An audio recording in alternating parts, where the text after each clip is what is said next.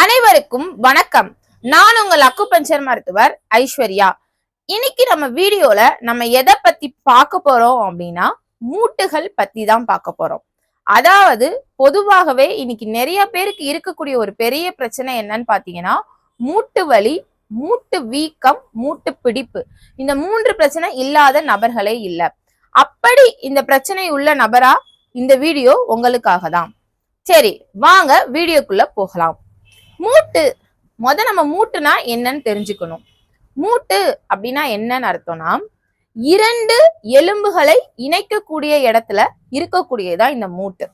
இந்த மூட்டு நம்ம உடல்ல கைகள், கால்கள், இடுப்பு, தொடை இந்த மாதிரி எல்லா இடங்கள்லயுமே இருக்கு. அதாவது சொல்ல போனோம்னா 2 எலும்புகளை இணைக்கக்கூடிய எலும்புகள் நம்ம கழுத்து முதல் நம்ம கால் பாதம் வரைக்கும் இருக்கு.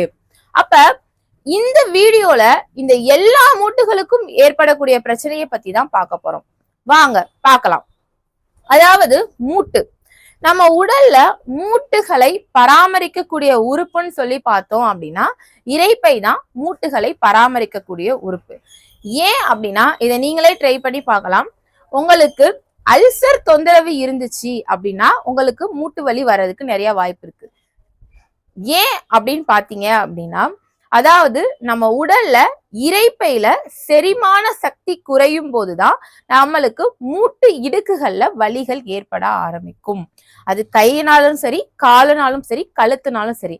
அப்ப நம்ம இரைப்பையை சரியாக வைத்துக்கிட்டோம் அப்படின்னா நம்ம மூட்டு பிரச்சனையில இருந்து தப்பிச்சிடலாம். அப்ப இரைப்பையை சரியா வச்சுக்கணும் அப்படின்னா நம்ம உடல்ல செரிமானம் நல்லா நடக்கணும்.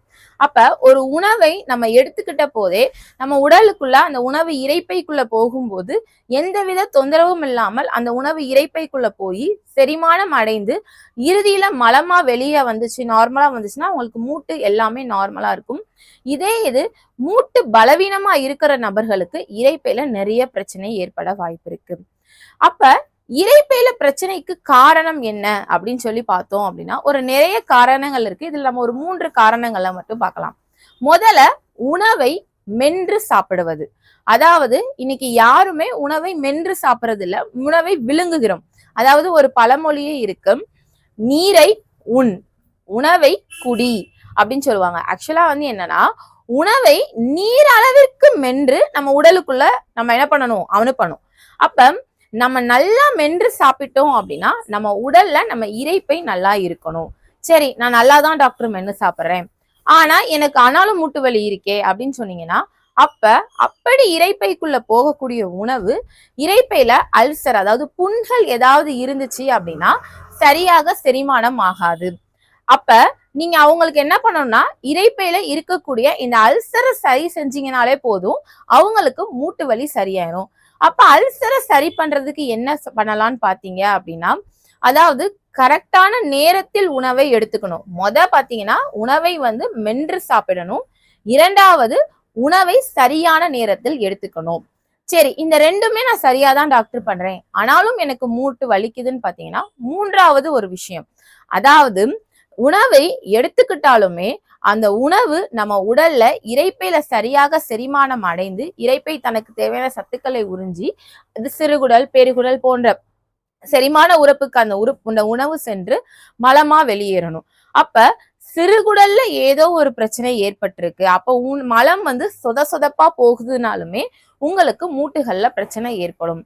அப்ப இந்த கை மூட்டு, கால் மூட்டு, கழுத்து மூட்டு இந்த எல்லா மூட்டுக்குமே ஒரே ஒரு விளக்கம் சொல்ல போனோம் அப்படின்னா இரைப்பை நன்றாக இருந்தால் உங்க அனைத்து மூட்டுமே உடல்ல நன்றாக இருக்கும். அப்ப அதே மாதிரி இந்த மூட்டுகள்ல வலி எதனால ஏற்படுதுன்னு சொல்லி பார்த்தோம் அப்படின்னா செரிமானம் பாதிக்கும் படும்போது நம்ம மூட்டுகளுக்கு இடையில ஏதோ ஒரு கேஸ் ஃபார்மேஷன் இல்லைன்னா மூட்டுகளுக்கு இடையில இருக்கக்கூடிய சைனோவியல் ஃபியூயிட் குறையறனாலையும், அப்படி இல்ல அந்த மூட்டுல இருக்கக்கூடிய சைனோவியல் ஃபியூயிட் காஞ்சி போறனால, எவாப்ரேட் ஆகுறனால, இல்ல அது வீக்கம் அடைகிறனாலதான் இந்த மூட்டு வலி பிடிப்பு ஏற்படுது. சோ நீங்க மூட்டு வலி பிரச்சனையில இருந்தீங்க அப்படின்னா நீங்க பொதுவாகவே என்ன பண்ணணும் அப்படின்னா உங்க இரைப்பையை நீங்க பலமா வச்சுக்கிட்டீங்கனாலே மூட்டு வலி வராது. நிறைய நபர்கள் சொல்லுவாங்க 40 வயசுக்கு மேல ஆயிடுச்சு எனக்கு மூட்டு வலி வந்துச்சுன்பாங்க. அதாவது நீங்க 40 வயசுக்கு மேல ஆன நபரா இருந்தா கூட உங்க மூட்டு சரியா இல்லைன்னா கூட நீங்க உங்க இரைப்பையை சரியா வைத்துக்கிட்டாலே உங்க மூட்டு சரியாயிரும். அப்ப இரைப்பையின் பலவீனம் தான் நம்ம மூட்டுகள் எல்லாத்தோட பலவீனமா இருக்கும். அதே மாதிரி இந்த மூட்டுகள்ல பிரச்சனை இருக்கக்கூடிய நபர்கள், அதாவது உணவை நன்கு மென்று சாப்பிடணும். ஏன் உணவை நல்லா மென்னு சாப்பிடணும்னு பாத்தீங்கன்னா, நம்ம மென்னு சாப்பிடக்கூடிய உணவுல இருக்கக்கூடிய சத்துக்களை தான் நம்ம உடல் வந்து உறிஞ்சும். அதாவது இதுக்கு ஒரு பழமொழியே சொல்லுவாங்க, நொறுங்க தின்றால் 100 வயது. ஒரு உணவை நன்றாக மென்று அதை வந்து சாப்பிட்டீங்க அப்படின்னா உங்களுக்கு 100 வயதுன்னு சொல்லுவாங்க. அப்ப நீங்க உணவை விழுங்கும் போது உங்களுக்கு என்ன நடக்குது? சரியான செரிமானம் நடைபெறாம உங்க உடல்ல இந்த உணவு கழிவா தேக்கம் அடைந்து செரிமானத்துல பாதிப்பு ஏற்படும் போது உங்களுக்கு மூட்டு இடுக்குகள்ல வலி ஏற்படுது. அப்ப நீங்க உங்க இரைப்பையை சரி பண்றதுக்கு, உங்க இரைப்பையில புண்ணு இருந்தாலும் சரி, எனக்கு சரியா டைஜஸ்ட் ஆக மாட்டேங்குது டாக்டர்னாலும் சரி, நீங்க இந்த பிருத்திவி முத்திரையை பயன்படுத்தலாம். அதாவது பிருத்திவி முத்திரை எங்க இருக்குன்னு சொல்லி பாத்தீங்க அப்படின்னா, நம்ம மோதிர விரலை வந்து மடிச்சு இப்படி பண்ணக்கூடிய முத்திரையோட பேரு தான் பிருத்திவி முத்திரை. பிருத்திவி அப்படின்னா என்ன அர்த்தம்னா மண்ணுன்னு அர்த்தம். நம்ம உடல்ல மண்பூதமான இரைப்பையை சரி பண்றதுக்கு நம்ம பயன்படுத்தக்கூடிய இந்த முத்திரையை தான் பிருத்திவி முத்திரைன்னு சொல்லுவோம். அதே மாதிரி நம்ம அக்குபஞ்சர் மருத்துவத்துல ஸ்டொமக் 36 அப்படின்னு சொல்லக்கூடிய இந்த புள்ளியை நீங்க மூட்டுல பிரச்சனை இருக்கிறவங்க, அதாவது மூட்டு வீக்கம், மூட்டு பிடிப்பு, மூட்டு வந்து என்ன சொல்ல வலி, இந்த இருக்கிறவங்க இந்த ஸ்டொமக் 36 பாயிண்ட்டை வந்து ப்ரெஷர் கொடுக்கலாம். இந்த ஸ்டொமக் 36 பாயிண்ட் எங்க இருக்குன்னு பாத்தீங்கன்னா, இது சரியா உங்க மூட்டுக்கு கீழே தான் இந்த பாயிண்ட் இருக்கு. இந்த பாயிண்டை நீங்க ப்ரெஷர் கொடுத்தீங்கனாலே போதும், உங்களுக்கு இந்த மூட்டு வலி மெதுமெதுவாக குறையும். அது மாதிரி இரைப்பையில செரிமானமும் நன்றாக சரியாகும். ஏன்னா என்கிட்ட வந்த பேஷண்ட் மூட்டு வலிக்கு வந்தவங்களுக்கு நான் ஒரு 90% இல்ல ஒரு 99% பேஷண்ட்டுக்கு நான் மூட்டை சரி பண்ணும் போது நான் அவங்களுக்கு இரைப்பையை தான் சரி பண்ணியிருக்கேன். இரைப்பை சரி பண்ணும் போதே அவங்களுக்கு மூட்டுல நிறைய ரிலீஃப் இருக்கு. ஸோ நீங்க இந்த விஷயத்த பயன்படுத்துங்க.